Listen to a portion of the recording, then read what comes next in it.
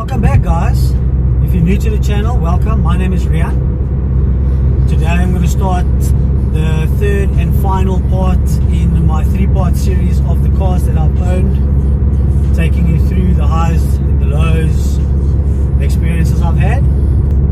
Part 2 ended where I spoke about the Focus ST that I had, a 2006 model, the 2.5 cylinder, a 3-door, a silver one. After the Focus, I decided to get something that's more economical, lighter on tires, more economical on fuel.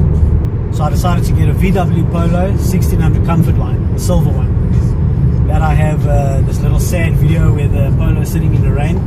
I'll put that video up for you guys to see what the car looks like. It had nice 18-inch wheels on it. Unfortunately, it made the drive very hard in that car because of the 18-inch rims. The only real problem I ever had with the Polo, I was driving to work one day and I was on the highway. I didn't see a block of wood in the road and I hit that block and it completely bent the rim open. I had to get the tire replaced. That's the worst expense I ever had on that Polo. Other than that, the Polo is extremely cheap to run. Another problem I had with the Polo, the previous owner fitted aftermarket lights to it. So it had the little LED daytime running lights fitted to it. And that wasn't a very good quality headlight. Whenever it rained, the headlights looked like fish tanks. It would fill up with water. That was very irritating. We struggled for hours trying to find where those headlights are leaking. I folded up a silicone. Eventually we ended up just taping it up. So when the water runs down the bonnet in the grooves of the side, it runs over the headlights. And I just taped it over so the water would just run over and not into the headlight. That solved the problem. That was very frustrating. It had a Cowley exhaust system on it, so it had a Cowley free flow exhaust, and it made a big racket. So in my opinion, on a 1600 car, you don't need to put an exhaust on it, specifically not a full free flow exhaust, because it just makes a big racket and you don't go anywhere. Very good daily driver. The Polos are very good cars, that's why you see so many of them on the roads. My girlfriend even has the new one and she's very impressed with the car. The car is absolutely amazing to drive. Although she enjoys driving the GTI, she really loves her car. After that 3 years, I traded in on a Golf 7 GTI. I traded in for a 2014 model, so that's the car I'm currently driving. It's a white Golf 7, as you see in my little intro video. My girlfriend bought me the wing at the back, the nice Utenega style wing. I really love those wings. Fiance. Well, at that stage with my girlfriend. Yeah, I bought the Golf with the aftermarket wheels already on it. But I like it more because I don't like the standard style rim of the Golf 7 GTI. In my opinion, VW, they don't do very good rims, in my opinion. Except for the 7R, the Pretoria style wheels, I really like those wheels. But coming back to the GTI, the standard stock wheels the GTI comes out with, I'm not a fan of, I don't like it. So I'm very glad the car didn't come with, the previous owner already swapped the wheels out. The car's already got a downpipe and exhaust on it. I really like the way the DSG sounds on this exhaust. It's very nice. The car doesn't have any other hardware mods to it. It doesn't have the intercooler. It doesn't have software on it. I attended a Dyno day a couple of months ago. I'll put the video up for you.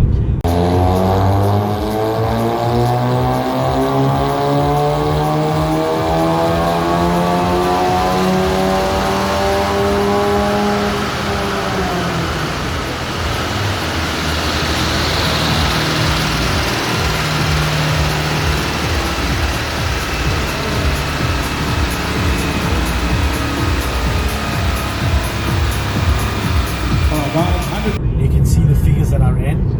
I ran 142 kilowatts and 320 newton meters of torque. So that's stock for a 2014 model. That the car is 6 years old. That's very healthy numbers. That's very close to what it came out of the factory at.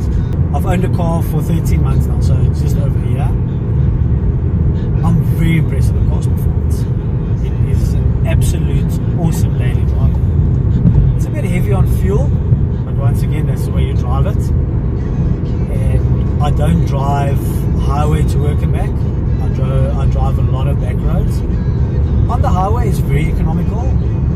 The same, I got it in November of 2019. That December, we took it down to the coast. It's about 600 kilometers. Very easy driving going down. And the car gave me 6.2 liters per 100 kilometers. And I think that's very good. That's very expensive. Coming back, we drove a bit more aggressive, a bit faster. But it still gave 7.8 if I remember correctly. It's around 8 liters to 100 kilometers. And for a 2-liter turbo performance car, that's very good. In the last year that I've had it, I expect the services is a bit expensive. The car is a bit expensive to run. I'm not going to lie to you. I haven't replaced tires yet, but I see the tires are coming up now, and tires are not cheap. I had to replace the one headlight bulb, and this model that I have has got the xenon headlights. That bulbs is a bit pricey. I paid 1,400 rand for one xenon bulb. The Golf 7 GTI is an absolute brilliant daily driver. I enjoy driving this car. Every time I get in this car, it puts a smile on my face. It is absolutely everything that I've ever wanted in a car. Well, of course, me being a very big VW fan, and of course I'm a big Golf 7 fan, to me, next to the Golf 5, it's probably the prettiest Golf out there. Especially the Golf 7 GTI. It's an absolute dream car of mine to drive one day, and I have achieved it to drive my dream car. This car is absolutely amazing. From the DSG gearbox down to the 2-liter turbo motor, the way the car handles on the road, just the overall styling of it, the way it sits, it's absolutely just an amazing car. I enjoy every kilometer that I've driven in this car. Although it is expensive to run, I'm willing to pay that cost, because to me it puts a smile on my face every time I drive it. And the DSG specifically makes the car a better car for me. I haven't driven the manual version of this, but I can believe it's just as good. But the DSG, I specifically bought the DSG because I wanted a DSG gearbox to see what it's like, to feel the flappy pedals, to have all that, and it's everything that I ever imagined it being. The car is absolutely amazing.